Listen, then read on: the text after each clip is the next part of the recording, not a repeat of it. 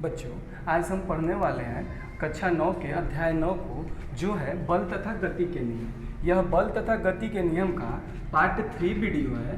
यदि आप इस अध्याय के पार्ट 1 और पार्ट 2 के वीडियो को नहीं देखे हुए हैं तो चैनल के प्लेलिस्ट में जाके इस वीडियो को देख सकते हैं। इस वीडियो में मैं आपको अभी तक गति के द्वितीय नियम तक पढ़ा चुका हूँ। इसके बाद कुछ आंकिक उदाहरण आपके एनसीईआरटी के बुक में दिए हुए हैं, उन्हें मैं आपको सॉल्व करा देता हूँ। एनसीईआरटी के आंकिक उदाहरण का मतलब, जैसे कुछ बच्चों को होता ऐसा है कि सभी परिभाषाएं याद हैं, सभी सूत्र याद हैं, उसके बावजूद भी जो आंकिक प्रश्न होते हैं उनको सॉल्व करने में उन्हें बड़ी परेशानी होती है। आज मैं आपको कुछ ऐसे ट्रिक्स बताने वाला हूं जिससे कि आप आंकिक प्रश्न को देखते ही अच्छे से, बहुत अच्छे से आप सॉल्व कर पाएंगे। तो सबसे पहले आंकिक प्रश्न को सॉल्व करने से पहले 3 बातों का ख्याल रखा जाता है। सबसे पहले उस प्रश्न को बहुत अच्छे रूप से पढ़ लिया जाता है कि वह क्वेश्चन बोल क्या रहा है। उसके बाद किया क्या जाता है, जो कुछ भी दिया रहता है उसे लिख लिया जाता है। कुछ भी दिया हुआ हो उसे लिख दिया जाता है, चाहे वो कुछ भी दिया हो उसे लिख दिया जाता है। इसके बाद हमें क्या होना चाहिए कि सूत्र याद होना चाहिए। इस क्वेश्चन में जो सूत्र लगने वाले हैं वह सूत्र हमें कंठस्थ याद होने चाहिए। उसके बाद हम क्या करेंगे कि इस क्वेश्चन को, किसी भी क्वेश्चन को सॉल्व कर पाएंगे। तो मैंने आपको जैसे बताया कि पहले जो दिया रहता है उसे लिख लिया जाता है, उसके बाद सूत्र आपको याद होने चाहिए। हम लोगों ने अभी तक इस चैप्टर में 2 सूत्र मुख्य रूप से पढ़ा हुआ है। पहला सूत्र क्या है, F बराबर एम ए। F एक बल है, m द्रव्यमान है और a त्वरण है। इसके बाद एक और फार्मूला हम लोगों ने पढ़ा हुआ है, m into v minus U by T. यह फार्मूला, इस फार्मूले में क्या है, F बल है, m द्रव्यमान है किसी वस्तु का, v उसका अंतिम वेग है, u प्रारंभिक वेग है और t उसमें लगने वाला, प्रारंभिक वेग से अंतिम वेग में होने वाले परिवर्तन में लगा समय है। तो इन्हीं 2 फार्मूलों को अभी तक हम लोगों ने मुख्य रूप से पढ़ा हुआ है। अब क्या करते हैं कि मैं आपको कि 9.1 का पहला उदाहरण समझाने का प्रयत्न करता हूं। मुझे जहां तक अंदाज है, यदि आप ये 2 फार्मूले अच्छे से लगाते हैं तो आपको हर आंकिक प्रश्न बहुत अच्छे से समझ में आएगा और आप उसे सॉल्व भी कर पाएंगे। तो चलते हैं 9.1 पे। इसका उदाहरण है, एक 5 केजी द्रव्यमान वाली वस्तु पर, यानी कि 5 केजी द्रव्यमान वाली वस्तु का द्रव्यमान 5 केजी दे दिया हुआ है। आपको इंडिकेट भी कर दे रहा हूँ कि आपको लिखना क्या है। तो वस्तु का द्रव्यमान 5 केजी दिया हुआ है, पर 2 सेकंड के लिए एक नियत बल कार्यरत होता है। यानी कि जो समय है, कार्यरत बल इस पे यदि लग रहा है, वो कितने देर के लिए लग रहा है, तो 2 सेकंड के लिए कार्यरत बल लग रहा है। इसके बाद यह वस्तु के वेग को, जो बल लग रहा है वह वस्तु के वेग को 3 मीटर प्रति सेकंड से बढ़ाकर, यानी कि 3 मीटर प्रति सेकंड से बढ़ाकर, अब देखिए जो वेग है वह 3 मीटर प्रति सेकंड से बढ़ रहा है, यानी कि प्रारंभिक वेग 3 मीटर प्रति सेकंड से बढ़ाकर 7 मीटर प्रति सेकंड कर देता है, यानी कि अंतिम वेग 7 मीटर प्रति सेकंड हो जाता है। लगाए गए बल की मात्रा ज्ञात कीजिए।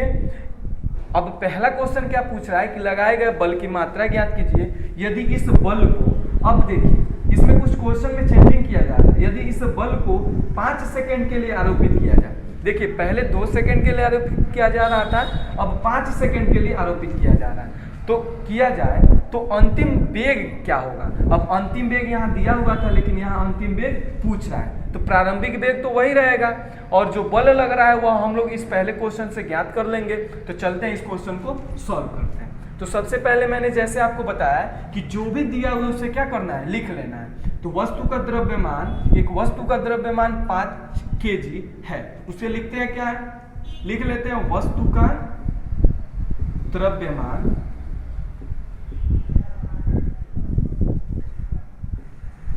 m बराबर 5 केजी। अब देखिए इसमें हमें मात्रक का भी अच्छे से ज्ञान होना चाहिए कि वस्तु का द्रव्यमान हम कभी भी केजी में ही लेते हैं, यानी कि मात्रक यहाँ पे सही है। यदि ग्राम में दिया हुआ था या मिलीग्राम में दिया होता तो हमें इसे केजी में चेंज करना पड़ता। उसके बाद क्या दिया हुआ है, समय जो दिया है 2 सेकंड के लिए वह बल लग रहा है, तो समय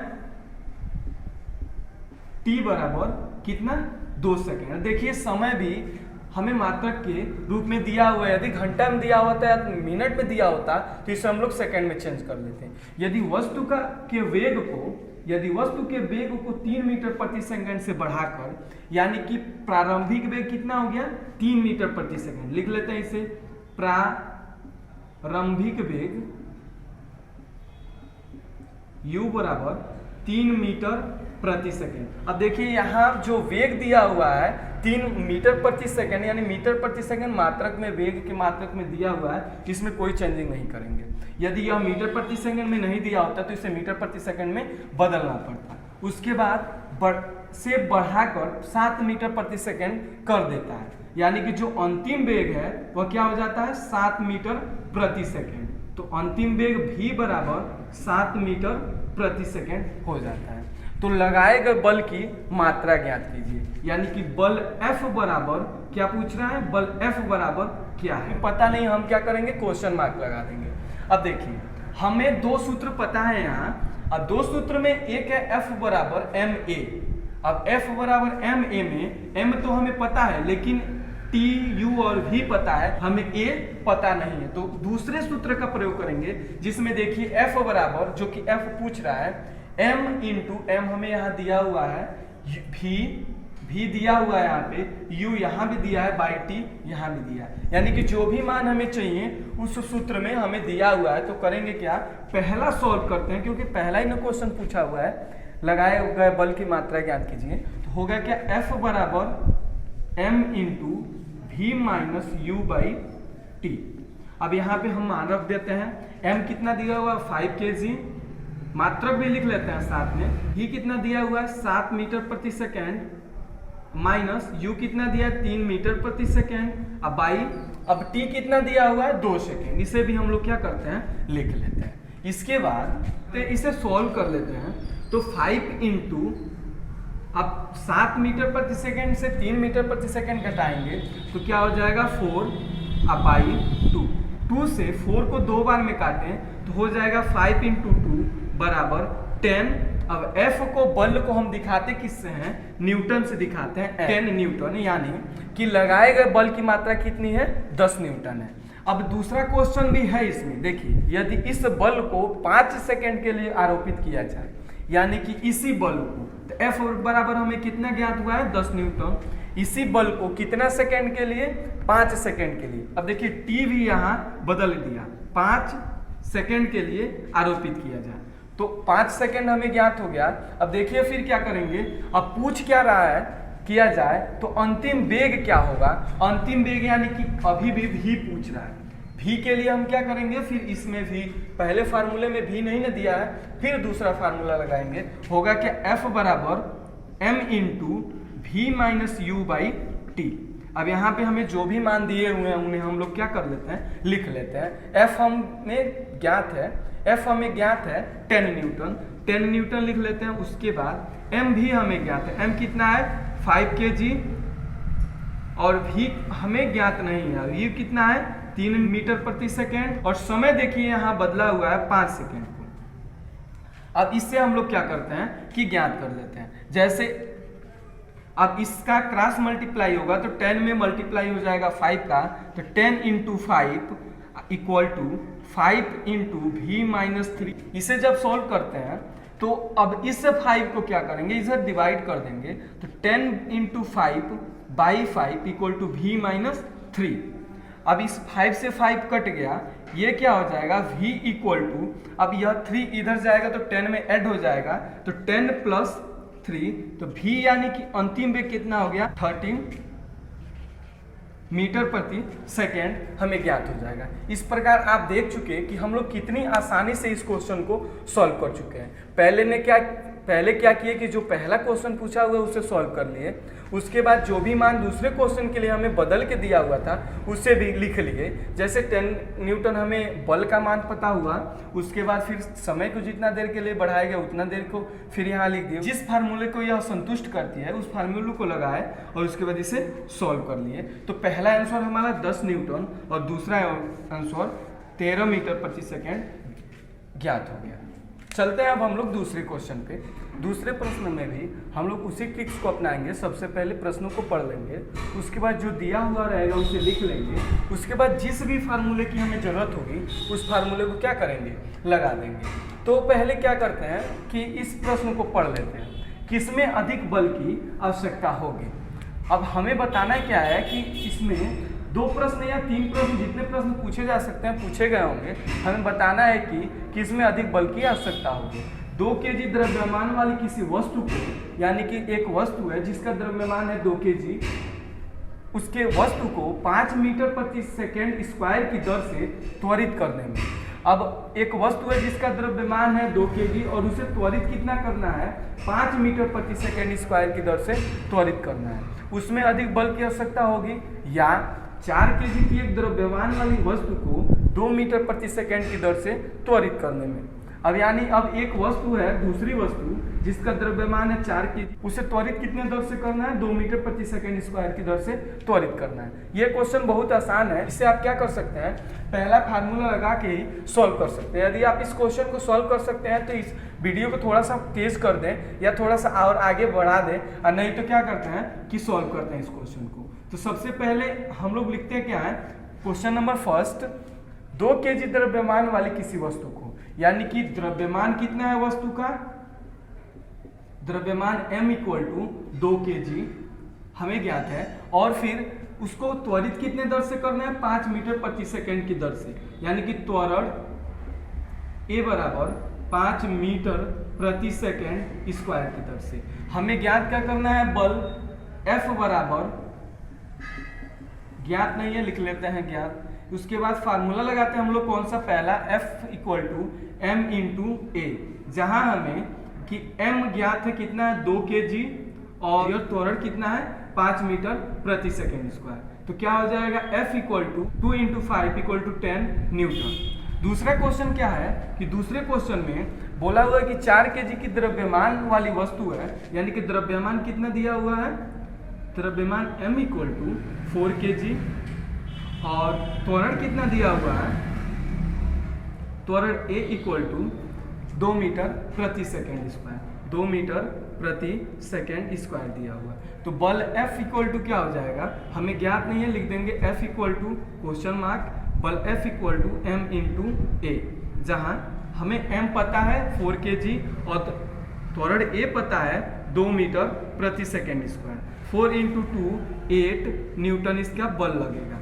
यानी आप देख रहे हैं कि 10 न्यूटन और 8 न्यूटन में कौन बड़ा है, 10 न्यूटन बड़ा है ना, और 10 न्यूटन का द्रव्यमान कितना है, 2 kg द्रव्यमान और 5 मीटर प्रति सेकेंड स्क्वायर त्वरण है। हम लोग लिख क्या सकते हैं कि 2 kg द्रव्यमान वाली वस्तु 5 मीटर प्रति सेकेंड स्क्वायर की दर से त्वरित करने में अधिक बल की आवश्यकता होगी। तो इस प्रकार आपका इसका क्या कर सकते हैं, उत्तर लिख सकते हैं। चलते हैं अगले क्वेश्चन पे 9.3 पे। इस क्वेश्चन को भी हम उसी 3 ट्रिक्स के द्वारा बनाएंगे। पहला ट्रिक्स की इस क्वेश्चन को पहले पढ़ लेंगे, उसके बाद इस क्वेश्चन में जो जो दिए रहेंगे उससे लिख लेंगे, और सबसे अंत में जिस फार्मूले की हमें ज़रूरत होगी उस फार्मूले को लगा के इस क्वेश्चन को सॉल्व कर देंगे। तो चलते हैं इस क्वेश्चन को हल करने। सबसे पहले इस क्वेश्चन को क्या करते हैं, पढ़ते जाते हैं। एक कार 108 किलोमीटर प्रति घंटे की गति से चल रही है और ब्रेक लगाने के बाद यह रुकने में 4 सेकंड का समय लेती है। कार पर ब्रेक लगाए जाने के बाद लगने वाले बल की गणना करें, यानी कि बल पूछ रहा है, और कार का यात्रियों सहित कुल द्रव्यमान 1000 kg है। तो यहाँ सबसे पहले क्या दिया हुआ है कि एक कार 108 किलोमीटर प्रति घंटे की चाल से चल रही है, यानी कि प्रारंभिक वेग u बराबर 108 किलोमीटर प्रति घंटा।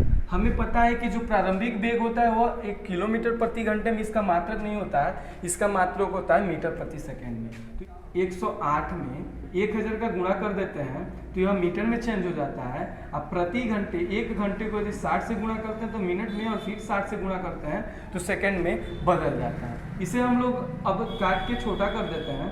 उसके बाद इस 6 को 2 से काटते हैं तो 3 बार में, 5 बार में, यानी कि एक 108 में 5/18 से गुणा कर दिया जाए तो यह किलोमीटर प्रति घंटा से मीटर प्रति सेकंड में बदल जाएगा। इससे हमें एक फार्मूला भी मिल गया कि यदि किलोमीटर प्रति घंटा में दिया हो तो हम लोग 5/18 से गुणा करके मीटर प्रति सेकंड में बदल सकते हैं। इसे काट के छोटा करते हैं। 18 का नंबर 18, 18 छके 108, 6 × 5 बराबर 30 मीटर प्रति सेकेंड। इसका प्रारंभिक वेग हमें ज्ञात हो गया। उसके बाद देखिए चल रही है, ब्रेक लगाने के बाद यह रुकने में, यानी कि ब्रेक लगाने के बाद यह रुकती है, तो अंतिम वेग क्या हो जाएगा, अंतिम वेग v बराबर 0 मीटर प्रति सेकेंड। रुकने में यह 4 सेकेंड का समय लेती है, यानी कि समय t बराबर 4 सेकेंड। हमें क्या क्या ज्ञात हो गया, प्रारंभिक वेग, अंतिम वेग और t समय।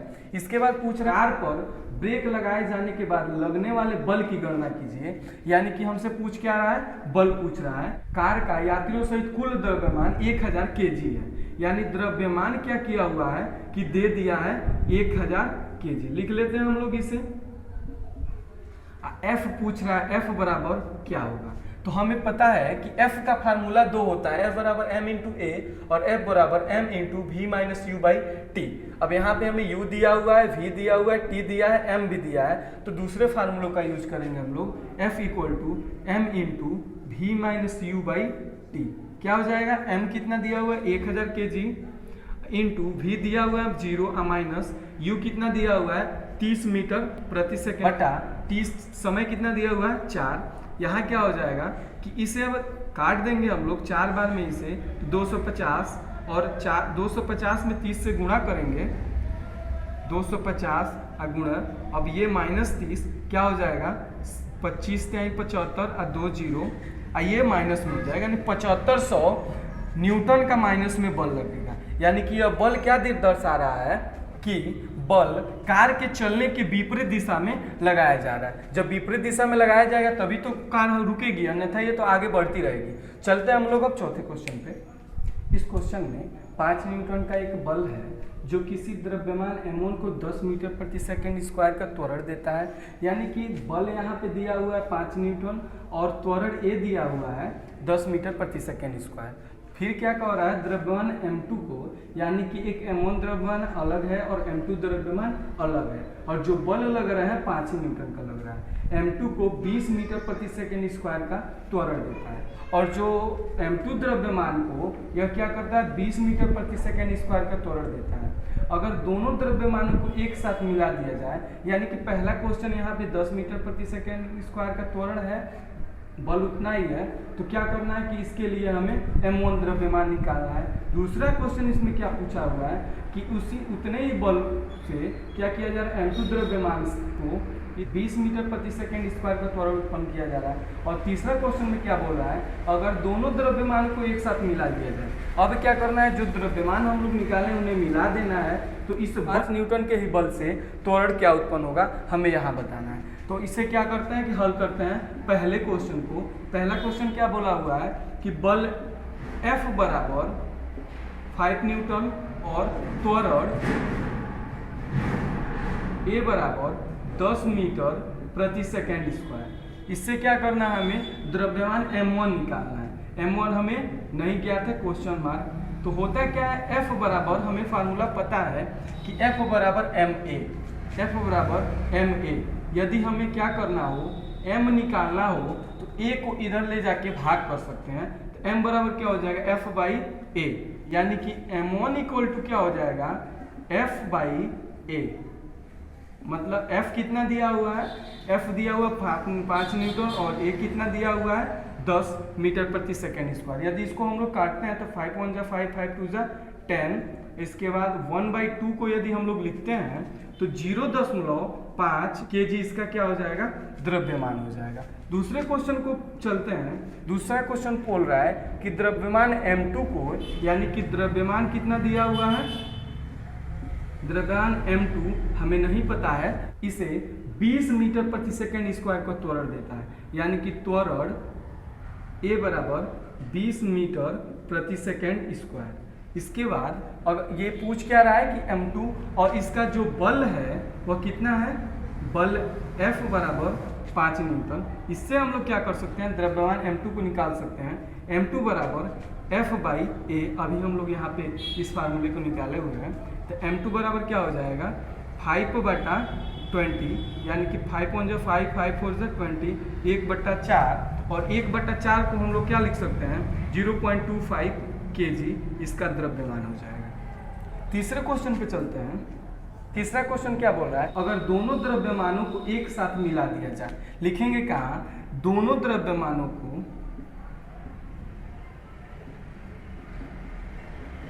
जोड़ने पर m बराबर, अब पहला द्रव्यमान m1, दूसरा द्रव्यमान m2, अब तीसरा द्रव्यमान यानी कि दोनों को जोड़ने पर m हो जाता है, तो m1 प्लस m2 बराबर क्या हो जाएगा, दोनों द्रव्यमान का जोड़ कितना हो जाएगा, तो 0.5 kg प्लस 0.25 हो जाएगा 0.75 kg इसका द्रव्यमान हो जाएगा। अब इस द्रव्यमान यानी कि हमें m क्या हो गया, ज्ञात हो गया 0.75 kg, और बल हमें ज्ञात है इसी बल से, यानी कि F कितना हो गया, F हो गया 5 न्यूटन। हमें ज्ञात क्या करना है, तो उत्पन्न त्वरण ज्ञात कीजिए। तो उत्पन्न त्वरण हमें ज्ञात करना है, हमें पता है कि F इक्वल टू ma होता है। यदि a निकालना हो तो a बराबर हो जाएगा F बाई, अब m को इधर क्या कर देंगे, भाग कर देंगे, यानी कि बल में m से भाग करना पड़ेगा। त्वरण a बराबर, बल दिया है 5 न्यूटन और द्रव्यमान दिया हुआ है 0.75 kg। इसको यदि हम लोग दोनों में 100 से मल्टीप्लाई करा देते हैं तो हो जाएगा 500/75। अब इसे यदि काटते हैं हम लोग, ये 25 से 75 से काटते हैं तो 25 दूनी 50 और 2 1 0 लिख देते हैं, यानी कि 20/3। यदि हम लोग छोटा करते हैं तो 6.67 मीटर प्रति सेकेंड स्क्वायर इसका आंसर आता है। यानी कि इसे हम लोग क्या कर सकते हैं, इसमें 3 क्वेश्चन को, अब 3 क्वेश्चन एक ही में दिया हुआ है, फिर भी हम लोग तीनों क्वेश्चनों को अलग अलग लिख के इसके बाद इसे ज्ञात कर सकते हैं। यहाँ पे उत्तर में क्या लिखा जा सकता है कि यदि दोनों बलों को एक साथ मिलाया जाए तो इस बल से 6.67 मीटर प्रति सेकेंड के स्क्वायर से त्वरण उत्पन्न किया जा सकता है। अब हम अंतिम क्वेश्चन 9.1 के उदाहरण पे चलते हैं।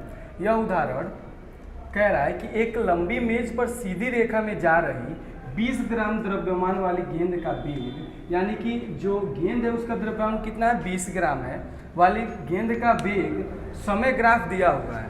जो समय ग्राफ है इस गेंद का, उसका समय ग्राफ हमारे सामने दिया हुआ है। गेंद को विरामावस्था में लाने के लिए मेज द्वारा कितना बल लगाना पड़ेगा, यानी कि विरामावस्था में लाने के लिए कितना बल लगाना पड़ेगा। बच्चों ये जो ग्राफ दिया हुआ है इसे हम लोग देख के समझते हैं कि जो प्रारंभिक वेग है वह 20 सेंटीमीटर प्रति सेकेंड है। यानी कि सबसे पहले इसको हल करते हैं, जो बातें हमें दी हुई हैं उसे लिख लेते हैं। प्रारंभिक वेग u बराबर 20 सेंटीमीटर प्रति सेकेंड। आपको पता है कि जो प्रारंभिक वेग होता है वह सेंटीमीटर में नहीं होता, उसे मीटर प्रति सेकेंड में चेंज करना पड़ता है। जानते हैं कि सेंटीमीटर को मीटर में चेंज करने के लिए 100 से भाग दिया जाता है, और सेकेंड है तो सेकेंड को सेकेंड में ही रहने देते हैं, हो गया जाता है 0.02 मीटर प्रति सेकेंड इसका प्रारंभिक वेग हो जाता है। और अंतिम वेग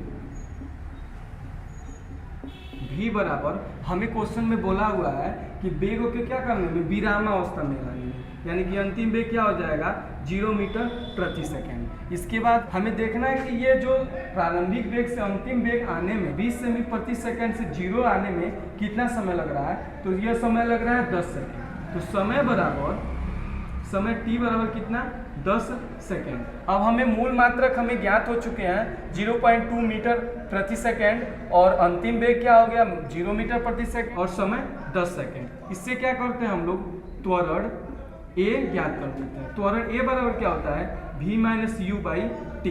इसके अभी हम लोग पढ़े हैं, चाहे जब हम लोग पढ़ रहे थे न्यूटन की गति के नियम को, तब हम लोगों ने a बराबर v minus u by T का प्रयोग किया हुआ था। अब अंतिम वेग क्या है कि अंतिम वेग है 0 और माइनस, और प्रारंभिक वेग है 0 माइनस 2 बटा समय कितना है 10 सेकेंड। इसको यदि हम लोग सॉल्व करते हैं, माइनस 0.2 बटा 10, यानी इसका मान क्या हो जाएगा 0.02 मीटर प्रति सेकेंड स्क्वायर माइनस में, क्योंकि यहाँ माइनस दिया हुआ। अब हम क्या करते हैं कि द्रव्यमान यहाँ दिया हुआ है, द्रव्यमान m बराबर 20 ग्राम। देखिए हमें पता है कि द्रव्यमान को कभी भी ग्राम में नहीं लिखा जाता है, तो क्या करते हैं इसको केजी में चेंज कर लेते हैं। 20 ग्राम को यदि केजी में चेंज करना होगा तो इसे 1000 से भाग देना पड़ेगा, भाग देंगे तो 0.02 केजी इसका द्रव्यमान हो जाएगा। हमें F नहीं पता है, F को ज्ञात करना है। F बराबर होता क्या है, m इंटू ए या F बराबर m into v minus U by T. अब देखिए दोनों फार्मूले में किसी भी फार्मूले का प्रयोग करके इस क्वेश्चन को सॉल्व कर सकते थे, लेकिन हमने क्या किया, पहले ही यहाँ पे a निकाल लिया, उसके बाद f निकाल रहे हैं, तो पहले फार्मूले का प्रयोग करेंगे जिससे कि हमें इस क्वेश्चन को बनाने में आसानी हो। तो m इंटू ए बराबर, अब m हमें पता है कितना है 0.02 और गुण जो त्वरण है वह कितना है 0.02। अब दोनों को यदि मल्टीप्लाई कराते हैं 2 2 जा 4 और 2 अंक बाद यहाँ दशमलव, 2 अंक यहाँ बाद दशमलव, यानी कि 4 अंक बाद दशमलव लगेगा। इसका जो बल लगना है वह हो जाएगा 0.0004 न्यूटन का बल लगेगा। अब यह ऋणात्मक होगा क्योंकि यहाँ पे जो त्वरण है वह ऋणात्मक दिया हुआ है, तो यह ऋणात्मक चिन्ह क्या दर्शाता है, यह बल लग रहा है वह गेंद के विपरीत दिशा में बल लग रहा है।